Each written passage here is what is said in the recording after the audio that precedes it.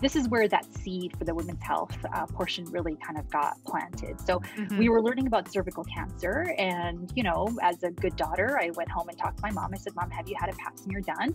And she says, oh, yeah, sure. I've had it done. And I said, well, when? And she goes, well, it was when your brother was born. My brother was, you know, close to 20 at the time. So she had not been going. It was supposed to be annual wow. at that time. She had not been going. And I said, well, why aren't you getting this test done? She says, well, I have a male doctor. I don't feel comfortable seeing him for this type of thing. And I said, well, are you not worried you're going to get this cervical cancer? And she says, well, it's kismet, it's fate. If it happens, it happens.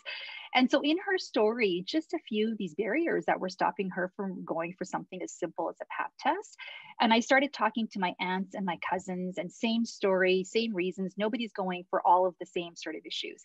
Mm-hmm. And so this is where that seed was planted, because I thought, well, here I am, you know, I'm a South Asian, you know, I'm a woman, I'm South Asian, I can speak Punjabi, I'm a medical doctor. Like, if anybody could solve this issue, it would be me, right? Yes. And if not me, then who, right? So when you look at sort of, when I was looking at where am I uniquely, like all of my sort of life circumstances and everything, where have they placed me? Like, there's an opportunity for me to give back in a very unique way that maybe somebody else wouldn't be able to do or wouldn't be on that forefront to do.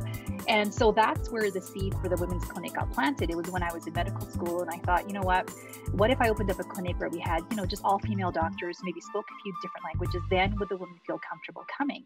And the answer, you know, 13 some years later is yes, the women will come. And we have served over 50,000 women. We are employing, you know, almost like 14 doctors now. Like we, you know, just, and so I think, you know, there's nothing more powerful than an idea whose time has come, right? But you just need to be kind of listening for those ideas, because they will come to you, right? They will come to you in that moment where you're like, this is interesting, right? The first half of your life is all your learnings, all your teachings, all the things you pick up, all the expectations of you, like what you're supposed to be doing, all of that kind of stuff. And then as you get older, it's the process of unlearning. It's like dropping the things that no longer serve you. And, you know, that is very exhilarating, right? And I always laugh. I say, you know, I no longer have like a bucket list. I'm like, I have another list. It rhymes with bucket, but it's the stuff that I'm no longer willing to kind of do anymore, right? Because I just feel like, I can give that part up.